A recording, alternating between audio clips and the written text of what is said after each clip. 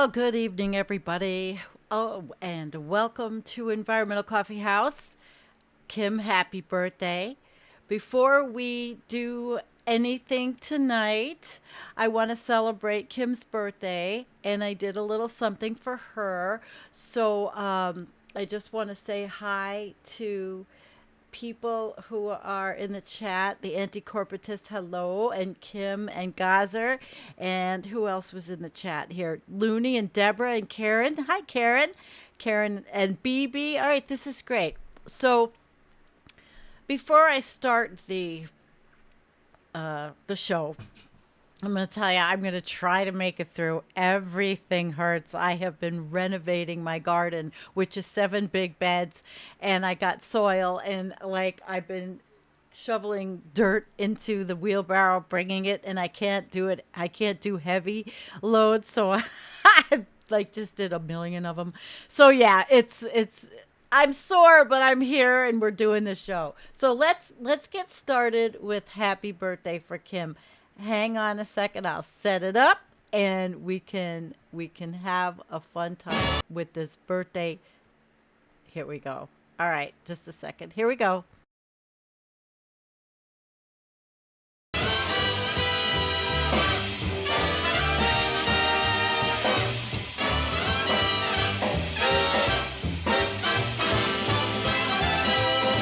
Happy birthday to you, and I hope you have many more. Happy birthday to you, and I hope you have many more. I hope all your dreams come marching through that door. I hope you get what you want, and you want what you're wishing for. I hope you get what you want, and you want what you're wishing for. And when you get what you want, thank your lucky star.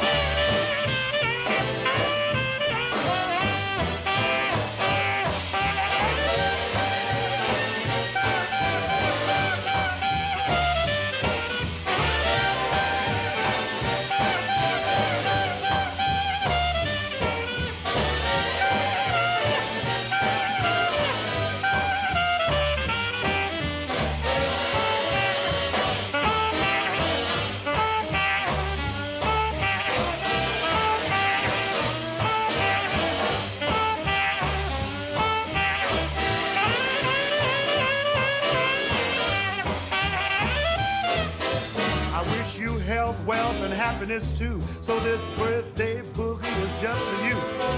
Now that you're surrounded with the things you adore, I'll holler happy birthday just once more. Happy birthday! Happy birthday! Happy birthday! All right. Well, Kim's been with me for 7 years. Happy birthday, Kim. I hope that you've had a wonderful one. And I have a cake for you. And only a kind of a cake that everyone in Environmental Coffee House would understand. Happy birthday, Kim. And let's give you your own Environmental Coffee House flush of the day. There's your cake, Kim. All right. Only in Environmental Coffee House is that your cake. All right, guys. So here we go. We're gonna get started. Last week it collapsed. I will try to make it through. I'm gonna tell you guys. Like I said, I am I'm sore and exhausted, but it's as always, it's a good show. So let's get it started. Okay, last week in collapse, and of course I'm going to show you. This is the Substack. Please go over there. I noticed that in the comments, people I saw that I knew were made a comment or two, which is great for them. And Jared, who I found out uses the material, but I wrote to the writer and everything's cool, but I just want you guys to go over there. All right. So let's get started because there's a lot happening that happened in the last couple of weeks. And here we go. May 12th to the 18th. Flash flooding in northern Afghanistan killed 300 plus people and destroyed 1,000 homes. Hundreds of others have been affected. Last month, similar floods in the region killed 70 plus. And then Texas, we found out it was a derecho in Texas, right? Now, oh no, this isn't what I wanted. I had something. We'll get to Brazil, but I have some graphics of Brazil. It's really a little bit disturbing, but and Venezuela, beautiful country, suffering from record wildfires, which so far this year have burned 5 million acres, almost the size of Sardinia. Some experts think indigenous people started the blaze as an attempt at forest clearance, which quickly got out of hand. Institutional failures compounded the disaster when the ailing government responded with an inadequate number of poorly equipped firefighters. Now, I want to look really quick at Manga Bay because Manga Bay was talking about this topic, and Manga Bay is an excellent publication, in case you don't know. So, amid ravaging wildfires in Venezuela, experts cite institutional collapse, and we'll look over this and see. Since the start of the year, Venezuela has been experiencing we're talking record-breaking. When we say record-breaking, obviously that's record-breaking. Fires. Apart from the highest number of fires in January and February for the last 2 decades, wildfires continued all the way to early May, devastating national parks and affecting the capital of Caracas. I grew up with neighbors from Caracas. They were the nicest people, and I think they went back home, but this is a long time ago. Some experts say that in 2024 so far, up to 2 million hectares, which is 4.94 million acres of land, appear to have already burned. Higher temperatures, drought, and the fact that Venezuela lacks fire-tolerating plants have been contributing to more intense fire, which has been made worse by the country's institutional failures. Experts say that a lack of adequate institutions, a collapse of public services, and an absence of planning and monitoring strategies have resulted in Venezuela being unable to handle the wildfires. So they're going to need help. In early March, the fires ravaged Canema National Park, which is a UNESCO World Heritage Site in the southeastern state of Bolivar, bordering the Venezuelan Amazon. Unreal. But so basically they're just not prepared. They're not prepared. And this is Brazil's destruction, but we're right now talking about Venezuela, who are absolutely not prepared. The underlying causes, which I want to talk about, are their annual dry season starts in December. The transition between the rainy and dry seasons has become more extreme because of rising temperatures, said Emilio Villanova, tropical forest engineer at the Wildlife Conservation Society. Similarly, severe drought and changes in rainfall patterns associated with El Nino have exacerbated the country's dry season. So far, almost 2 million hectares of land, mainly the Llanos Plains region and north of Bolivar, are estimated to have burned in 2024. It's very sad. They say human-made, explains Rafael Lozada, emeritus ecology professor at the University of the Andes. Throughout the tropics, people use fire for agricultural purposes, such as removing undergrowth for cattle and creating fertile ground for crops. With higher temperatures and a more severe drought, there is a higher amount of dried vegetation that serves as a natural fuel, exacerbating the intensity of fires. So let me tell you, people, this is what we're going to see more and more of, by the way. That's what's going to happen. It's not just going to be Venezuela. I mean, people start because people are stupid, but the conditions are, or people are ignorant, I should say. They're ignorant of what the conditions are. Hi, Jean. It's illegal to burn there, thankfully, in Costa Rica. That's good. All right, so we're going to see this more and more. All right. It just makes me sad. All right, so I wanted to show you this. There was a study that they went over. Nature reviews molecular insights and impacts of wildfire-induced soil chemical changes. We're not going to go through this whole thing, but we all know that wildfires can act as important ecosystem controls and can benefit fire-adapted biomes by promoting habitat heterogeneity, seed germination, and disease control. However, the frequency of high-severity fires and the extent of total burn area have increased since 1970s, transforming both organic and inorganic composition of soil. So in this review, they're outlining the molecular scale transformations and biogeochemical interactions of soil, organic matter, and metals induced by wildfires, and explore their impacts on post-fire human health and ecosystem recovery. So it's actually pretty, interesting. And let's look at this. Molecular insights and impacts of wildfire on the soil. So I'm not going to go into all of this, quite frankly, but chemical reactions that occur during a fire with toxic species indicated by the red box. See, dehydration, reduction, oxidation, condensation, all the reasons that, that are catalysts for fire.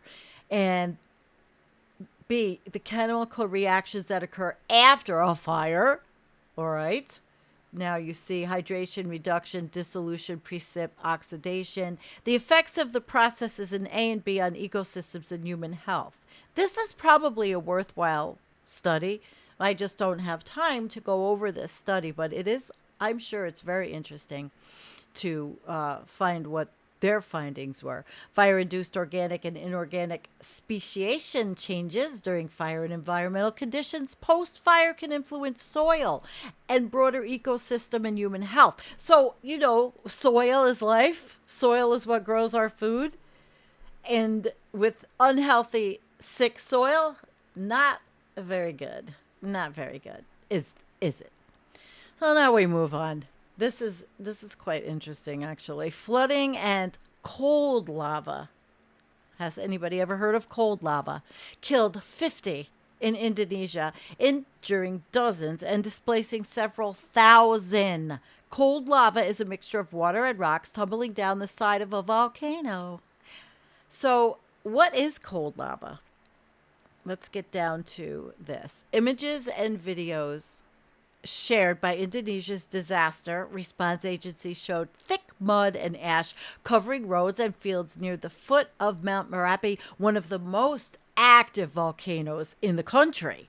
The ash was from cold lava, known as lahar in Javanese, a hot or cold mixture of water and rock fragments that flows down the slopes of a volcano and typically enters a river valley.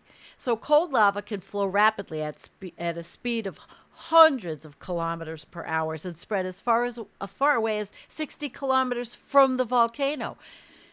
Cold lava flow generally occurs on or near a stratovolcano and can crush or bury almost anything in their path. It is considered more destructive and deadlier compared to regular lava flows, according to the United States Geological Survey. So it's not cold lava is nothing to mess with, nothing at all. And these things are happening in Sumatra. So if you drink Sumatra coffee, you're probably going to be shit out of luck, like the rest of us that like coffee.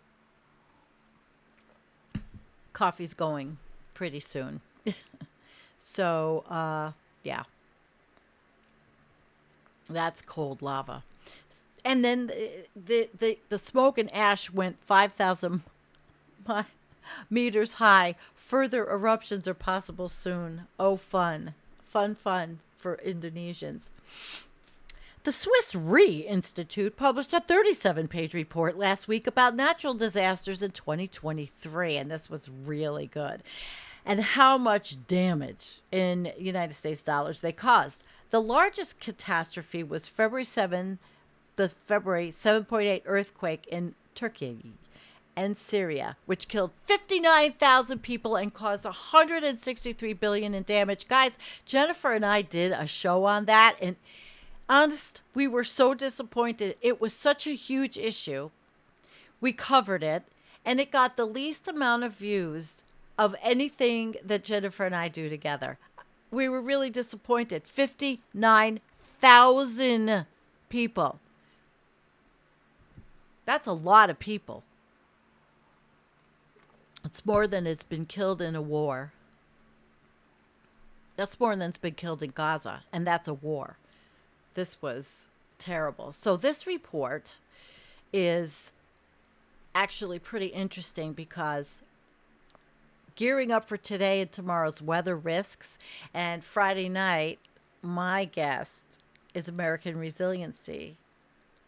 And it's Dr. Emily, and she'll be with us to talk about what areas in the United States will help us to live in. We'll see. We'll do that. That's on Friday. But this, in a nutshell, the 2023, how much money? Hover to learn more. So total economic losses down to 295, but up from the average 10-year of 235 billion. I mean, this is like humongous. And that's why the insurance people are pulling out of a lot of places in the United States.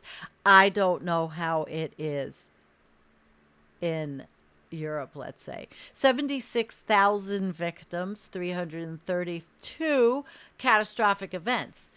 The earthquake in Turkey and Syria was the biggest humanitarian disaster of the year.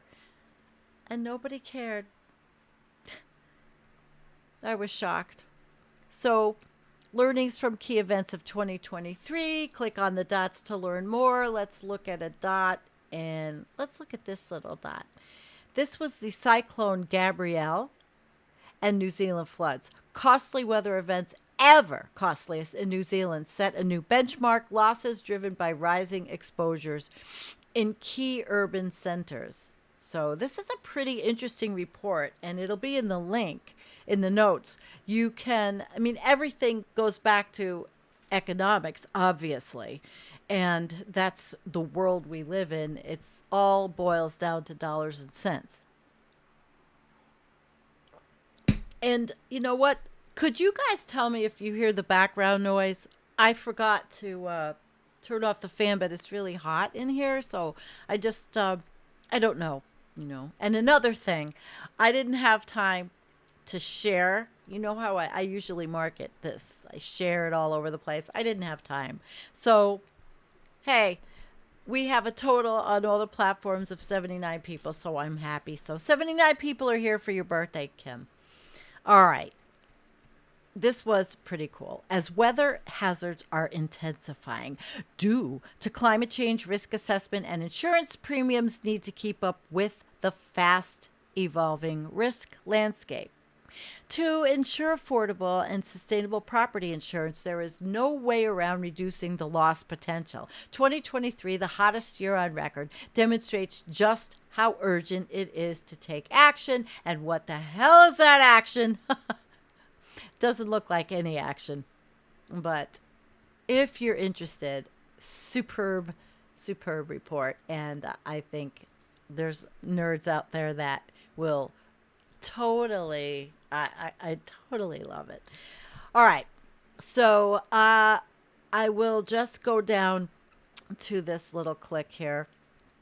And let me turn me off for a second because I want you to see.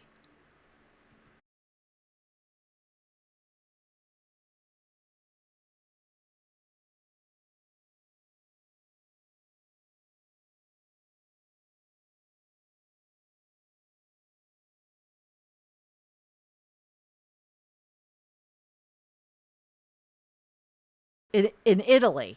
Okay, so in U.S., the severe convective storms losses in 2023 well above average due to natural variability. Losses set to rise further. I don't know if you guys were reading it while this was on mute. Again. Italy, severe convective storms, July storms highest ever insured loss in Italy, set a new industry SCS loss benchmark. Losses driven by rising exposures and hazard intensification. Slovenia flood in August, costliest ever event in that country. Wake up call, flood risk is rising, and that is why we have to build an ark. That's why the thumbnail has an ark on it. Turkey, and we talked about this, the earthquake, which was catastrophically horrible.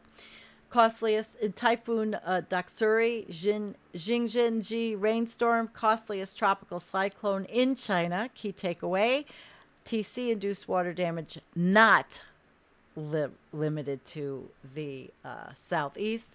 And then, of course, the Hawaii wildfires, costliest ever for the state. The lesson: wildfire risk is not limited to mainland U.S. or North America. And as we go down, Hurricane Otis, which was the costliest ever event in Mexico. That's in 2023. There's things happening now. A near worst case scenario, an unprecedented Cat 5 storm in the Pacific coast, directly hitting a major city, Acapulco. September, Morocco earthquake, costliest in Morocco, seismic risk not limited to Agadir, which is the earthquake area in Morocco. Flood Daniel, costliest ever in Greece. Wake up call, the risk is rising. Losses in Libya driven by infrastructure failure. So, and New Zealand, of course. Yep. So there we are in looking at loss. You know, there's the loss and damage fund, which is at COP. They're always talking about the loss and damage, Council of the Parties, loss and damage to the countries that are being most severely affected by the climate crisis, by the ecological crisis, by overshoot. And rich, wealthy countries are supposed to be kicking in to help smaller countries mitigate, which I don't think anything much can be mitigated, but to help people with, that live, especially in these coastal little island countries. So that's interesting. If you want to look at this one really quickly, I don't know if, wow, it's taking a couple of minutes to come up. In the meantime, thank you everybody for coming, and I don't know. All right. So these are losses by commercial, residential, and motor. So they talk about motor, right? Everything goes up. Like every other graph we look at, no matter what it is, it always goes up. Always. So residential losses were pretty awful. And excuse me, I am allergic to whatever's floating outside. The window's open, so it's floating right into my nose. Oh, and then commercial also going up, not as dramatically, and motor vehicles. So you see people, it's the people. Annual insured. Jesus. All right, so flooding and heat waves are impacting Brazil's oranges, responsible for about 70% of the world's supply. And now I want to look at the true scale of southern Brazil's destruction.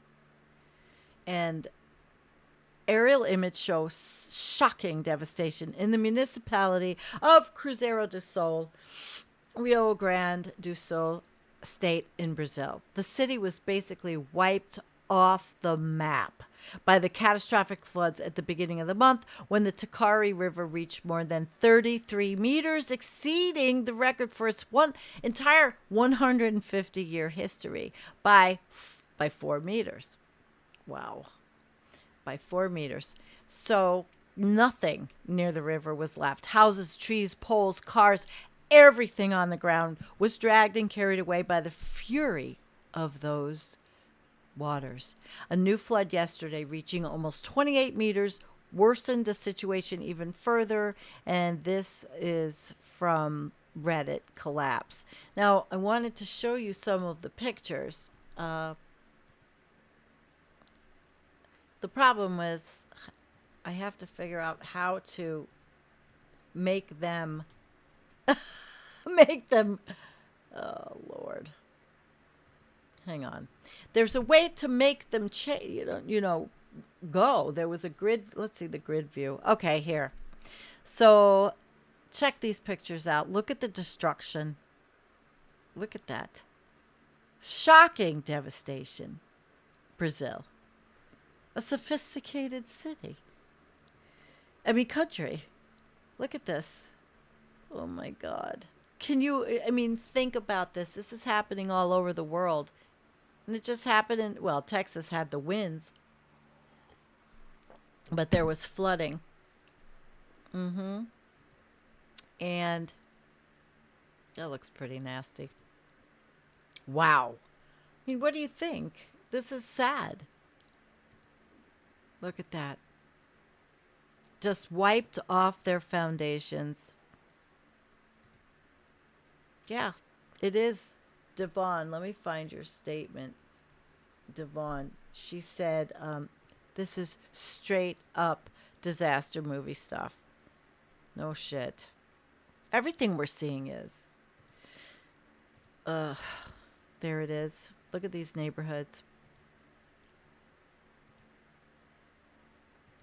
Very sad. So, yeah, that was Brazil. Mm-hmm. That was Brazil. But we may not have oranges from Brazil. See? Because the era of cheap food, it's over.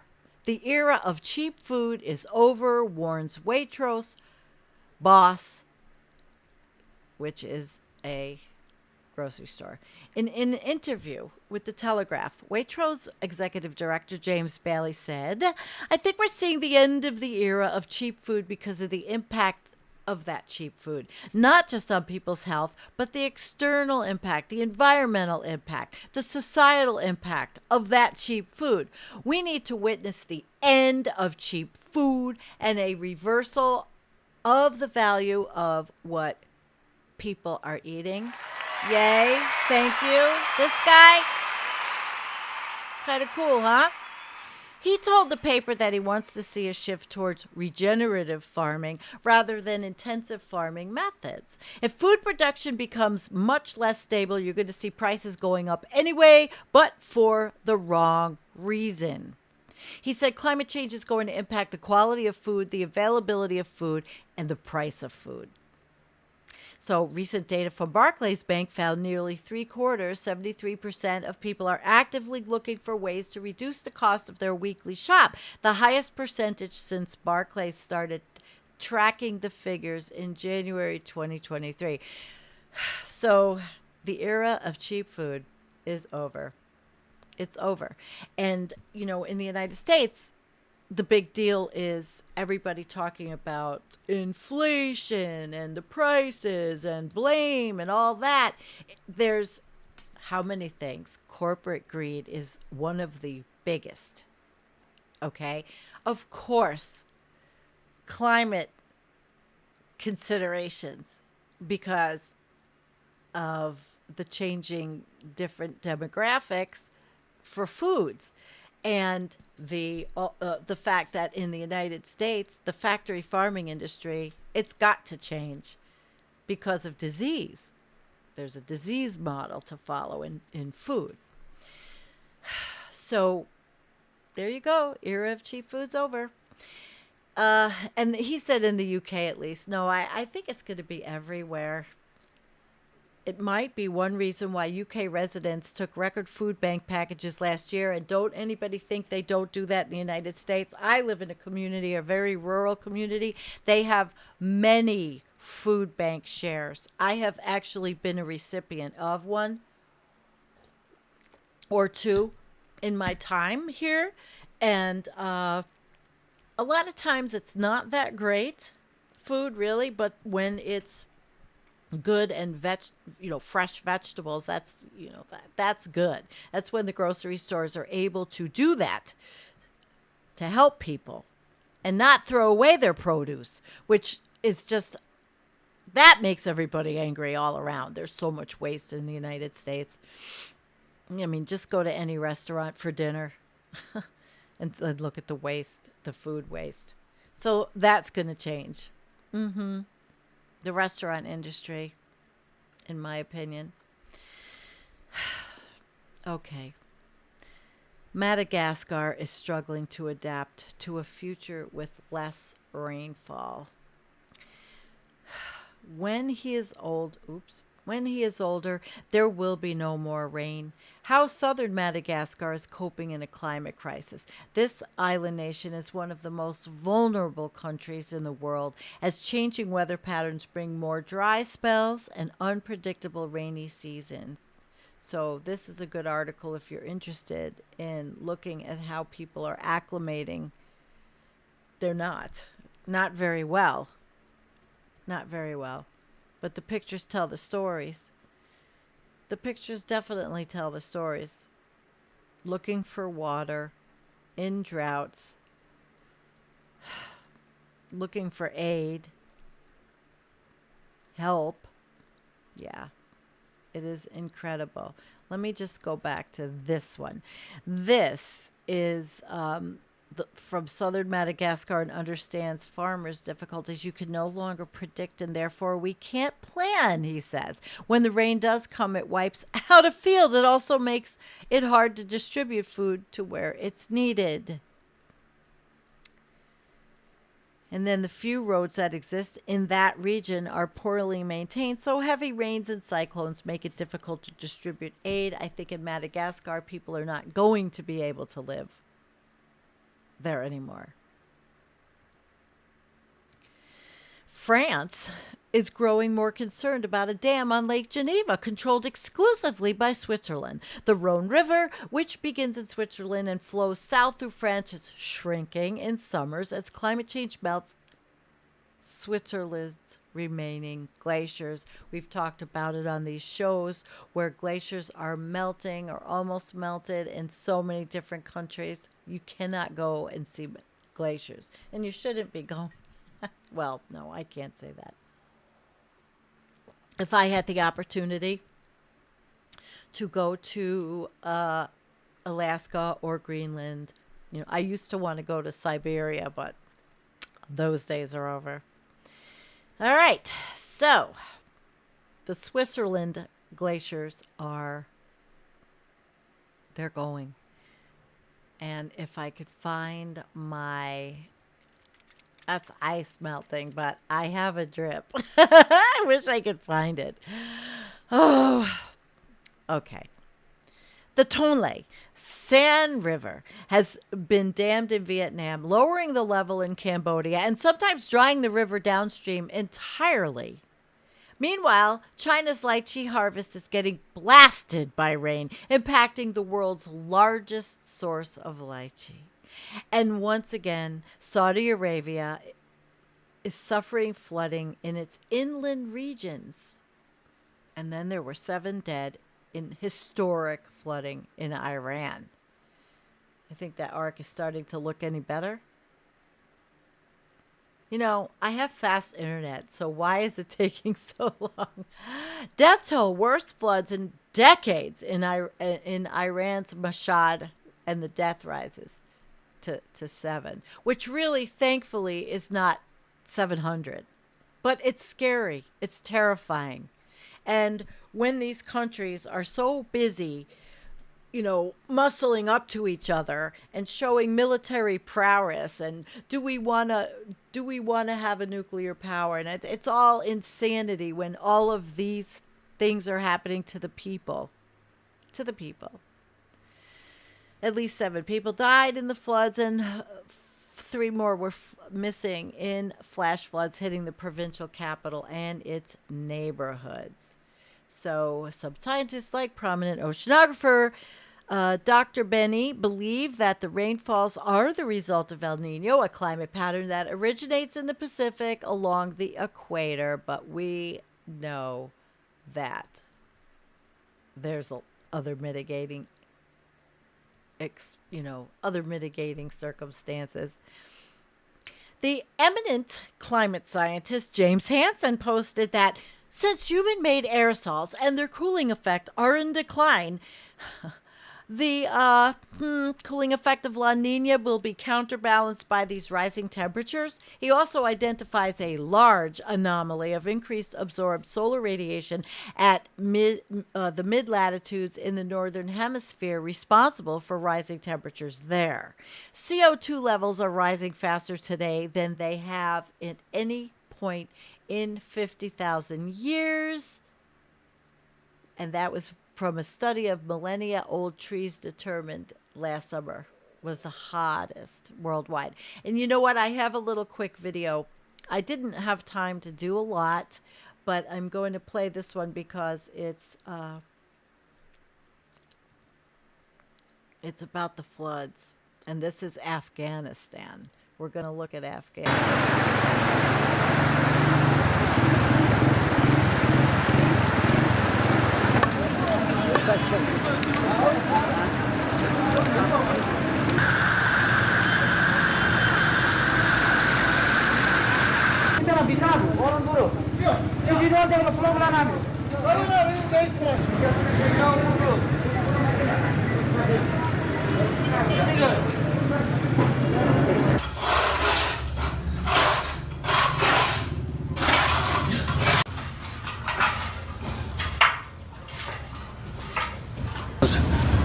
روزی جمعه ده بعد دیگه تلفاقامون نخورده و مقصد هر که در طرف مثلا پاشان همین کوه کشیدن خدا مقصد هم قوم خیش دیگه مقصد هم جاستن بیچاره دیگه کدام سرپناه و کدام چی دیگه نیست دیگه یعنی خانه هم هیچی نیست و دیگه گفته اما مردکه دیگه دوستم هم چیزی نه خانه جور کردن مشکلات مقصد دیگه خلاص سر تا سر مصیبت دیگه مقصد با چی بگم دیگه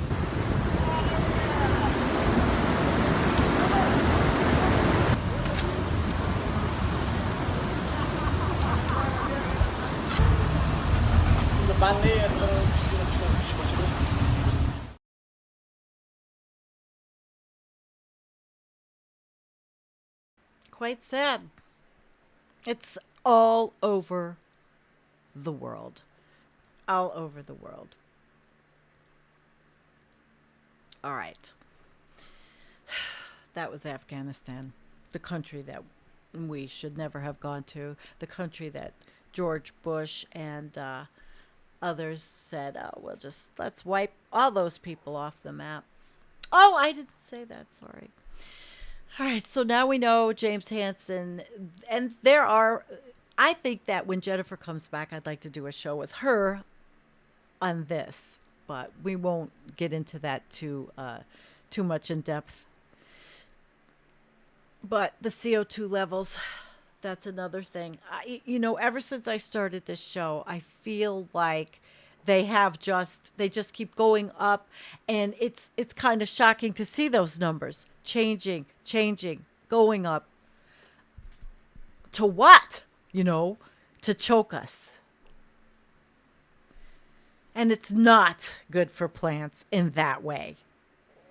I love when people say that, but it's so good for plants. Well, learn how a greenhouse works. It's not planetarily good for plants in the way people like to say that. Yeah. So this study with trees, that's pretty interesting if you're interested in that one. Record nighttime May temperatures were tied in the Philippines and Vietnam. A couple of Indonesian cities broke records for May temperatures, and a number of southern African states saw more records drop. And Toronto saw a record tied for the number of days reaching 14.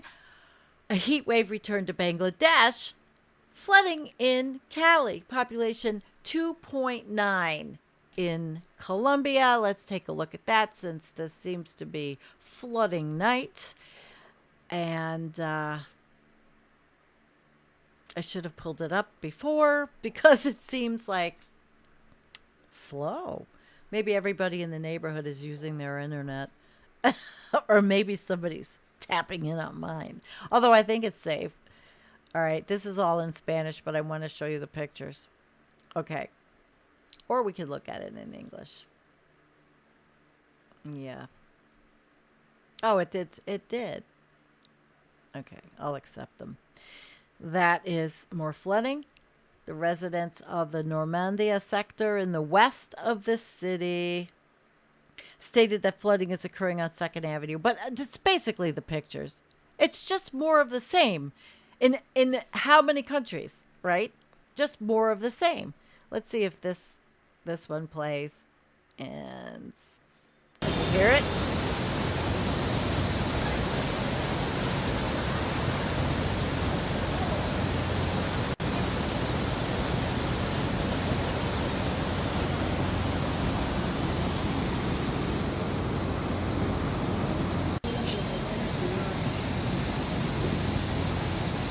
Look at that.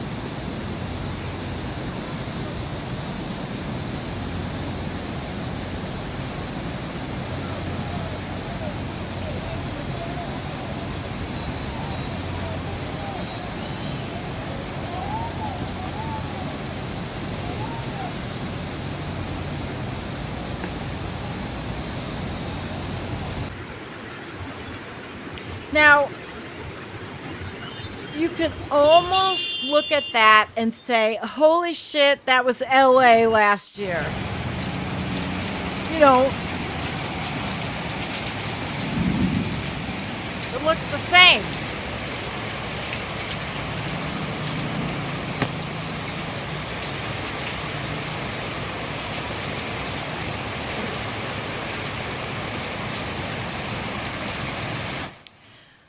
Are you seeing this on network news?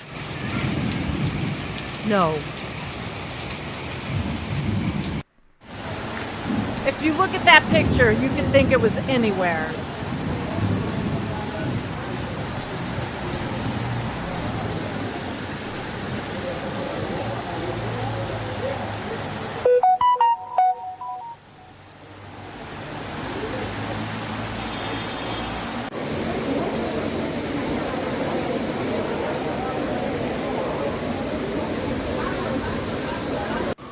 Completamente inundado. All right. Esta es toda la de Granada. That was Miren las pretty intense. basuras. Miren el agua ya pues con... Pretty intense, huh?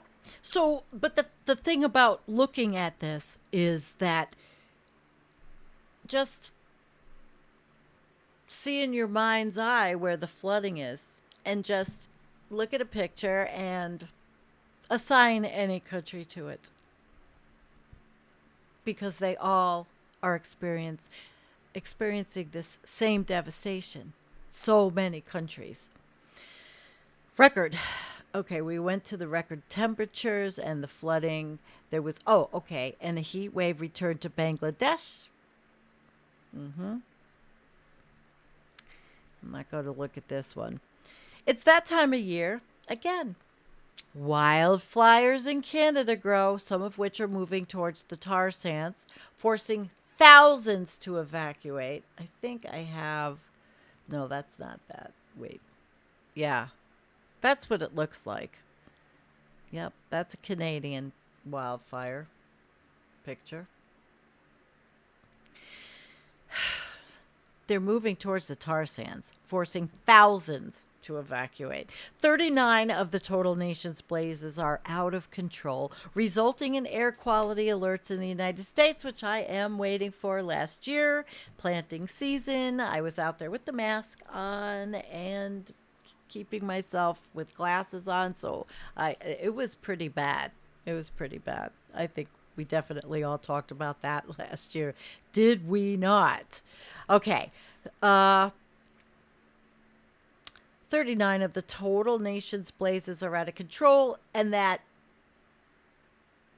we are getting those air quality alerts in the United States. Meanwhile, across the Caribbean, water shortages, well, there's the new normal there.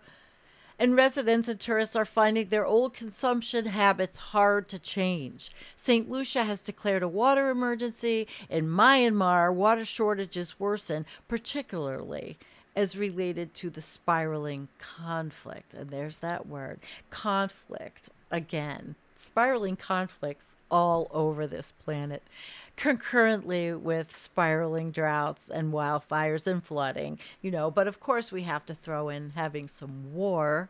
We have to throw in listening to people like Senator Lindsey Graham from the United States, who is a total clueless moron and who made an assertion that Israel should go in and do whatever they have to after he made a comment stating that, gee, why was it okay for the United States to drop the bombs on Nagasaki and Hiroshima and to end the war? And he was insinuating something vile. Well, when is it too many people? When is it too much? When is too much death? And Tom Cotton, another gem, he echoed it. And he worked for, I believe, a military, or he gets a lot of donations, or he went to West Point. But these people are insane. They really are insane. They are talking. And we couldn't nuke Gaza. They couldn't, because then they know that the Arab countries would be a disaster. So what do they want to do? They want to go in and use not door-to-door bombs, just go in and use the same type of things we've seen in other countries, but it won't work. It's crazy. These politicians they're insane psychopaths. All right. So we know now Myanmar has water shortages. At least 1/8 of Europeans live in a place at risk of extreme flooding. So says a 175-page report from the European Environment Agency posted on Wednesday. The number of people living in flood risk coastal areas in the EU and UK is expected to jump 24% by 2050. The graphics-packed report also considers how flooding will impact healthcare facilities, mental health, wastewater treatment plants, and the spread of disease, cyanobacteria, permafrost thaw, and everything else.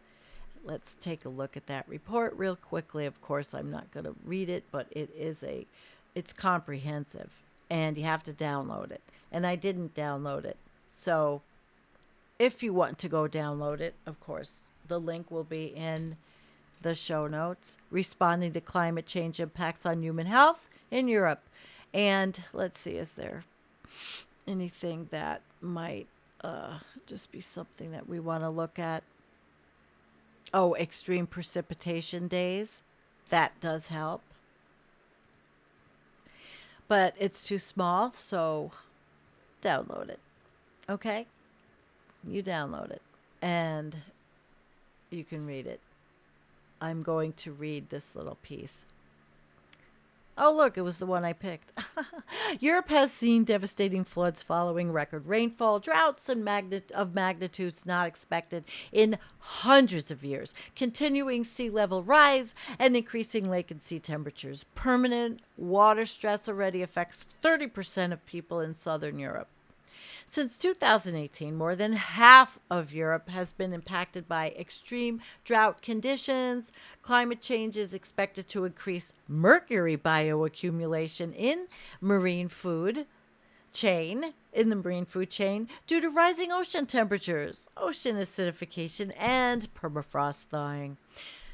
Depression, anxiety, and post-traumatic stress disorder may persist for years after a flooding event. Under the changing climate, Northern Europe is becoming wetter in general, but drier in the summer. Southern Europe is becoming drier, especially in winter. For Central, Eastern, and Western Europe, the trend is less clear. So there are pieces from the report. Extreme precip days, baseline of future projections under the high emissions scenario. And that's, let's see if I can make this bigger. All right. So you see the precip days, and let's look at 6 to 8. The index gives the number of days in a year with daily total precip exceeding the 95th percentile threshold of rainy days of a reference period 1981 to 2010. Projections are made under the RCP85 scenario. Interactive maps and additional information can be found in the source. So, if you're interested, there it is. And percentage of people living in potential riverine flood-prone areas, a lot. Wow. The highest risk is the Netherlands that are living in flood-prone areas in the Netherlands. And wow, examples, I want to make sure we're preventing water-related climate change impacts. So, to help people. And this could go anywhere. Psychosocial support after extreme events. And is that happening? I mean, even in Houston, is there support for people in Texas for the trauma they went through with the derecho? Equitable insurance. Boy, okay. We're not going to see that. Emergency plans and procedures, managing demand for water, affordable tariffs, wastewater reuse, and setting these things up, the governance structures linking health and climate change. Recovery, prevention, preparedness, response. Well, in the United States, January 2025 will be the beginning of the end for any of this. Nature-based solutions, relocation of population and infrastructure, diversification of the water supply, and you get the idea, early warning systems. So there's a lot of things that have to be done for the risk, according to this report. And now we move on. Milan suffered flooding last week. The worst May flood in 170 years. Now, let me ask you a question. So, when these articles say, okay, it's the worst flooding in 170 years, what happened 170 years ago that made the flooding comparable to how fucked up it is now? Can you say 170 years ago, which industrial civilization was goddamn well going and burning? I mean, there were no filters or anything, but can you say, is there any attribution study to say that long ago what the flooding was caused from? Because when these kinds of statements are made, it gives an in to these slimy little people that like to slide in and say, well, it happened before. You know, it's a thing. It's a thing. Okay. Early spring in the UK has disrupted migratory bird species and their usual patterns. And it's probably happening other places too. A 74-page working paper, which is not yet peer-reviewed, claims that earlier estimates for how much gross domestic product would be impacted by another 1°C temperature rise is way less than it would be in actuality. Now, okay, I think I had read this. The paper claims that the real cost is about 6 times greater. They claim global temperature has much more pronounced impacts on economic activity than local temperature, and that extreme weather is mostly behind the projected decline of productivity. So that paper, I need the do when I don't have it set up. Yeah. Okay. This paper, the macroeconomic impact of climate change, global versus local temperature. Again, it's a download. We can't really see it, but here it is. If it's there for the taking. Okay. All right. So, they show regional impacts of global temperature shocks. The real figure shows the impulse responses of real gross domestic product per capita to a global temperature shock. for different regions across the world. In all subfigures, the solid line is the point estimate, and the dark and light shaded areas are 68 to 90 and the 90% confidence bands, respectively. So let's take a look at the Middle East. Okay, so percent. The shocks. Wow. Wow, wow, wow. Let's move on. As we move on, epidemiologists are worried about how climate change in Africa may extend the life of disease bearers like ticks and mosquitoes. And I have to tell you, I do use a natural tick spray, but I am really cognizant of ticks now because it is so much worse than it was. And that's in Africa. So we still have to think about here in the United States, especially the Northeast. Other epidemiologists are worried about how cattle may become a permanent reservoir for H5N1. Stop eating meat. Growing traces of bird flu have been found in wastewater testing in the U.S., but investigators think it may be runoff from infected dairy farms. That sounds pretty disgusting. And I did not pull up any pictures of these hideous factory farms where they are just rows after rows after rows, like cars that are in parking lots. Those, you know how you see thousands of cars in these desert parking lots? That's what cattle look like in feedlots. You know, to be served as a dish in a restaurant so half of it can get thrown away. Okay. Obesity, high blood sugar, and high blood pressure rates today globally are 50% higher than 2000. I wonder why. That actually should get a flush. You know what? That's going to get a flush. We're going to flush away obesity, high blood sugar, and high blood pressure. Goodbye. We wish, right? We wish. Researchers claim that air pollution still poses a larger threat, believe it or not. Of a study, participants in Hawaii, 75% had respiratory issues, but that was probably from the Maui wildfires. How often have you experienced the symptoms since the wildfires, which was what was asked? Chest pain or heartbeat, nausea or vomiting, headaches or dizziness, skin or eye irritation or respiratory problems or sore throat. And any of you who have been in wildfire or near wildfire, this is in there. So it's pretty interesting. Once a week, several times, never, you know. The 2024, this is good, World Migration Report is out, and its 384 pages are not as apocalyptic as one might think. However, internally displaced people are at their all-time highest. You think? India, Mexico, Russia, China, and Syria led the world in immigrants. Another document contains the definitions for who exactly constitutes a migrant.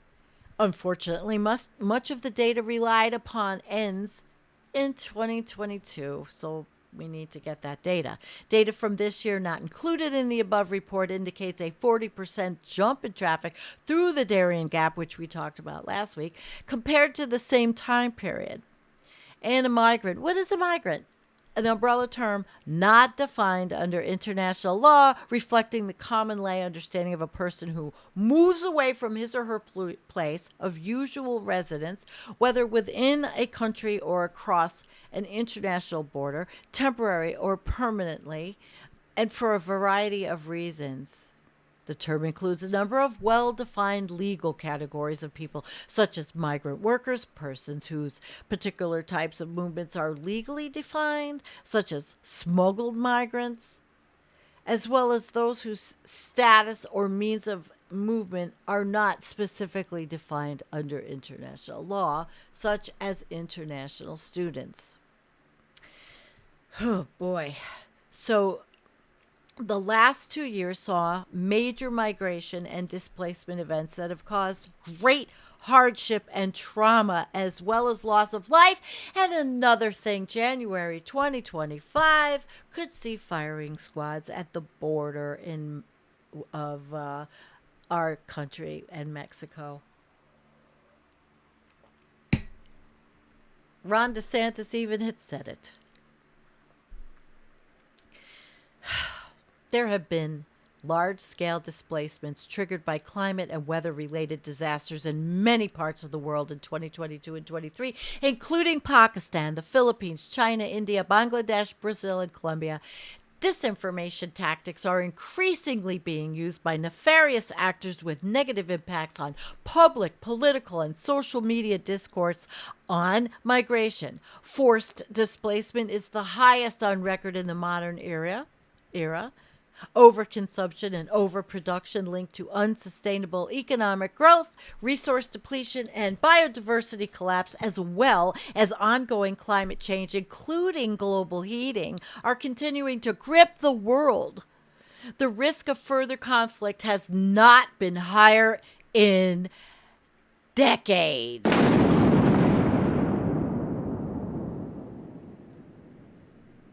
Decades. That's pretty heavy. And you know why? Military spending. It reached a new record high of I can't even read that, 2.240 billion. Funny money. Funny money we just printed. Except from the introduction. So this is definitely something that the World Migration Report, if I had time to dig into it, but I don't, because this is last week in collapse, and this is inclusive of so much going on. And you know, this one I did find interesting. Actually, this was international migrants by sex, top 20 destination countries and original countries. So, United States of America. We've got a lot of people coming here. But it's interesting. Who's migrating? India. India has a lot of males migrating. They are a destination country. No, the destination countries are on the left. The origin countries are on the right. So who is going where? Well, let's see. It doesn't look like many people are going to Ukraine or Turkey or Italy or Spain or Australia or Canada even. France, nope, doesn't look like that. Hardly anybody's going to Kuwait. But everybody wants to come to the good old USA. I have no idea why. Because they see something that is not true, is not real. It's a joke. And this is also, there's a lot of good stuff here. And I'm not going to go over it, though, because I'd be here all night. Another report focusing on internal displacement came out last week. Its 69 pages show a cross-section about 47 million people displaced by natural disasters, 56% or armed conflict, which all of that's going to happen in the United States. It's happening now. Most of the disasters were storms and flooding, and most of the conflicts were civil wars of some form. This report also provides detailed region-by-region analysis, with sub-Saharan Africa accounting for 46% of global IDPs. And again, internal displacements by conflict and disasters. This is the money shot. This is the money shot, baby. Internal displacements. And you can see all the different countries and all the different reasons why people are leaving. As was said, conflict and violence triggered 13.5 million movements, the highest figure for the past 15 years. Disasters and conflict are presented as different triggers, but their impacts can overlap, often leading to repeated and or protracted displacement. Drought triggered 331,000 displacements in Somalia. Now, do you think that the United States, you think somebody in my area is just opening their arms and welcoming in people from Somalia? Floods triggered 550,000 displacements in Ethiopia. Conflict and violence triggered 3.8 million displacements in the Democratic Republic of the Congo in 2023. A slight fall for the record 4 million in 2022, but still the second highest figure globally after Sudan. Nearly two-thirds of the internal displacements recorded in 2023 originated from Khartoum. We have been through this in depth in other episodes of this show. More than 39% of the state's inhabitants were forced to flee, leaving entire neighborhoods empty. Almost like Love Canal. Criminal and communal violence triggered nearly three-quarters of Nigeria's 291,000 conflict displacements. Selections from the Spotlight on Sub-Saharan Africa. Experts are concerned that the mental health impacts that climate change has on our minds. They should be. Hotter temperatures reportedly increase depression and aggression. Wildfires and storms can cause PTSD. Workers feel stress and desperation as their usual industries are impacted. And air pollution influences ordinary brain processes in many ways. And then there's stupid governors who refuse to give breaks to people in 95-degree Fahrenheit, hot, sweaty heat working in Texas, like Governor Greg Abbott. The cruelty is the point. So that stress and desperation is big. It's up there. It is definitely up there. And air pollution influences ordinary brain processes in many ways. Some analysts believe peak China may be over, signaling a period of economic tapering off as well as growing militancy. Increasing U.S. tariffs on Chinese goods are continuing to separate the two economies. The Netherlands finally formed a provisional government, though its proposed immigration and farming policies have set it at odds with the EU. And the Federal Reserve, the U.S. Central Bank, a good old Federal Reserve, a 46-page report on potential climate risks to banking systems resilience. So they got the R word in there. As far as I understood, most of the risk lies in extreme weather events and the risk to insurance agencies. How about the people? Climate risk drivers manifest as prudential risks. So, this is nothing we have to go totally through, but hurricanes, droughts, floods, wildfires, higher temperatures, sea level rise, environmental degradation, climate policy, then technology, regulation, market sentiment, consumer prices. And so those are the risk drivers. Then there's the transmission channels, which are the micro channels, non-financial corporates, profitability, balance sheets, commercial property values, stranded assets, household income and spending balance sheets, example, residential property values, and then the macro, environmental and financial, socioeconomic, which includes population migration, changes in consumption patterns, and then there's the micro, prudential risk. Sounds like a new insurance company. Credit risk, because of higher probability of default or loss given default, collateral values, market risk, operational risk, and liquidity risk. So risk, the R word. There were two R words in this one. Part of Southeast England experienced an outbreak of cryptosporidium, a diarrhea and vomiting illness, highly contagious, which can last weeks. At least 22 cases have been reported. Meanwhile, the CDC is issuing warnings about the more dangerous strain of monkeypox circulating in the DRC, although cases are currently limited to Africa. North Carolina Senate voted to ban mask wearing last week under the reasoning that it would make police identification of protesters difficult. Okay, so if I was living in North Carolina and I know that the COVID numbers were going up and I had an illness that made me have to wear a mask, I now can't do that in North Carolina. I can't wait to see the test lawsuits on this one.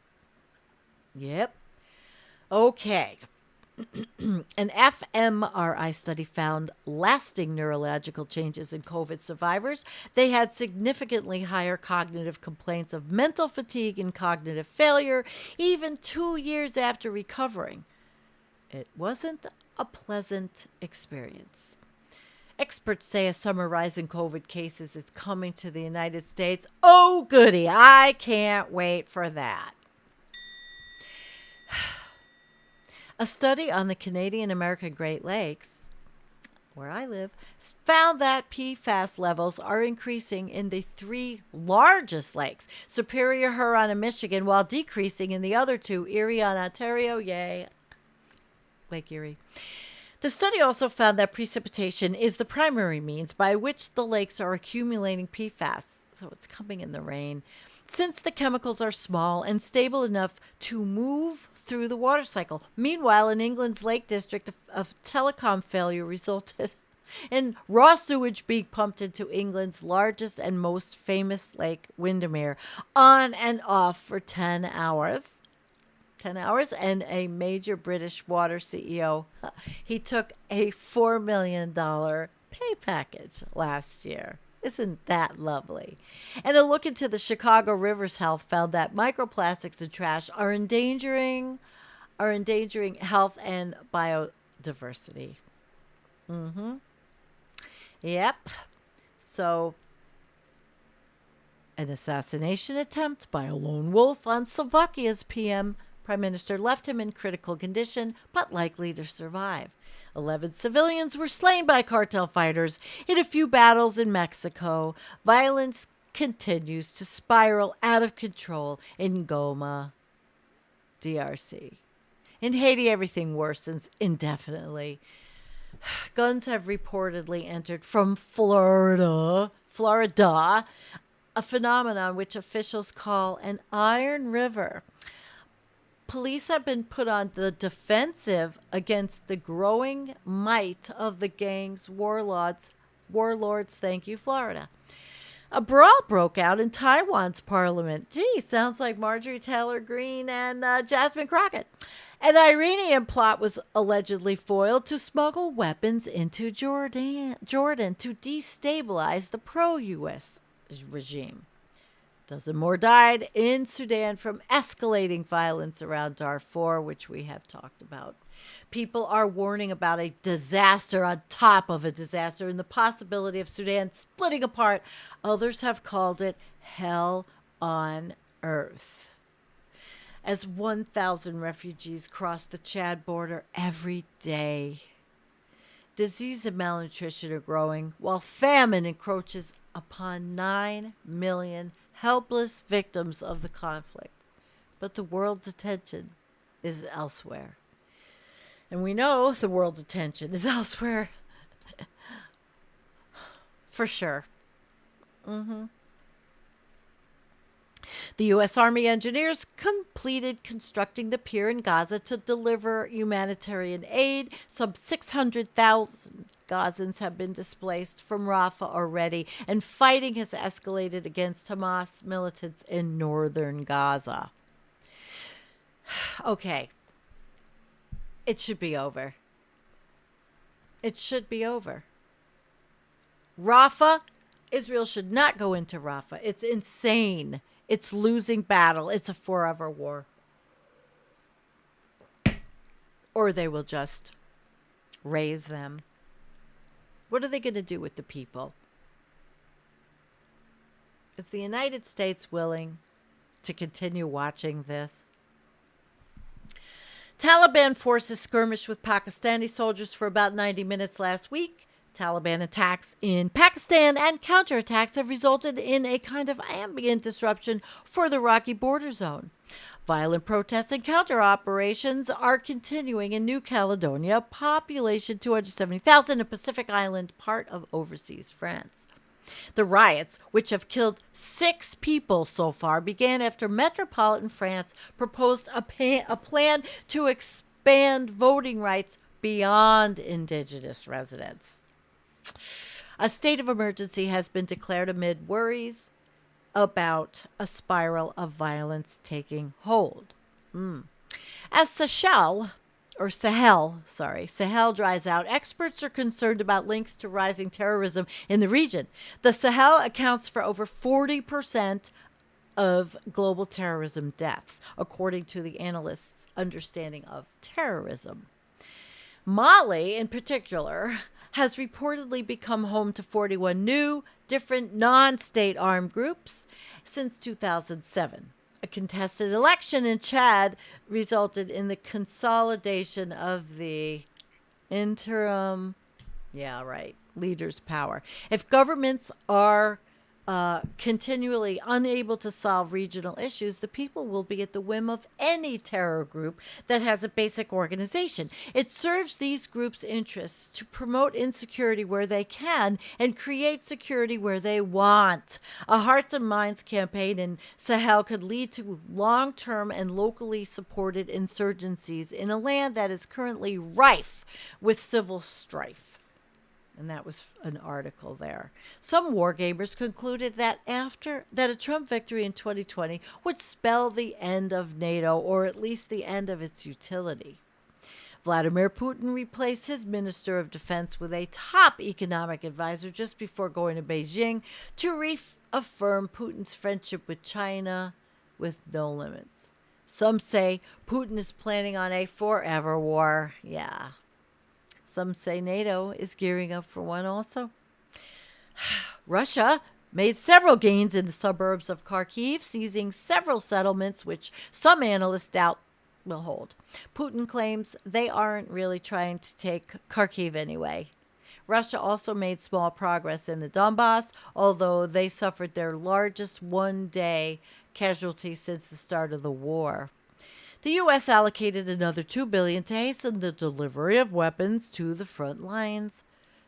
The next weeks will be crucial on the front. Switzerland has invited 160 plus nations to send delegates to a peace summit intended to design a path to making peace in this war. That would be lovely. So here's some more pictures. 600,000 people homeless. We saw some of these. And I wanted to just look at this comment that was left because Greeley, Dr. Michalak is one of our followers, and I bought and read his book, Stress Are Us. So it's nice to see that some of our people are actually going to the Substack and are subscribing, which is really nice.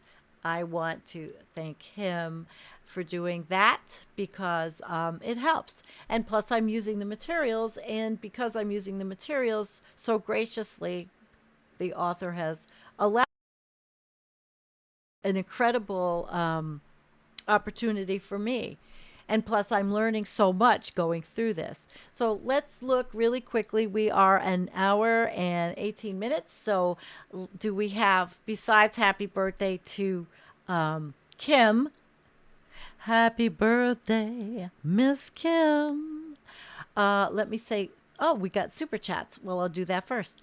Dwayne, who is extremely supportive. Happy birthday, Kim. We're going to do something nice for Kim. I was going to do a birthday show, and she was going to come on. So we might have to do just a fun show on an off night. Thank you, Dwayne. You're a sweetheart. Nadia, thank you. The American dream is the whole world's worst nightmare. It is. It is. It is the whole world's worst nightmare. Thank you, Nadia. And thank you, Chaz Lightning, my buddy. Thank you very much for being so generous. Okay. Let's go all the way down to see you have any questions. You have any comments? I love you too. Yes, I do. 7 years together. Probably knew each other a little bit more. Yes, capitalism. There we go. Capitalism, public utility. Things have never been better. Absolutely. Not. I'm going to turn on a little bit of ending music here. We'll end with a little light music. Okay. My comment. Great show tonight, Sandy. Aw, thank you. I wasn't prepared. Yes. Oh, thank you. I worked so hard today. I did not show pictures, but I have a video I'm going to be making, but it's going to be a members only video. So if you want to see it, join the channel. Absolutely join the channel. Oh, hi, Tim Bob. Mwah. My mentor. Yes, he is. Early love, thank you for being here. Thank you, everyone. Devon, and again, Kim, happy birthday. And everybody, I'll see you Friday night with Dr. Emily Shorning. And it should be really interesting. I really like her. So, because I like her, I think you're going to like her too. And it is United States centric. But it's very interesting because every country is going to have to figure out what is a place that you can be sustainable to live for as long as it lasts. I love you guys very much.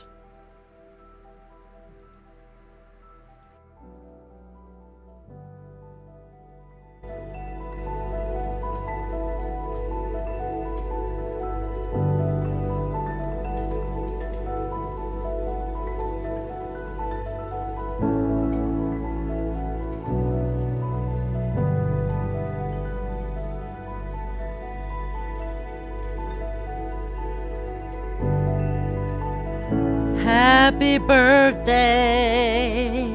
We love Kim.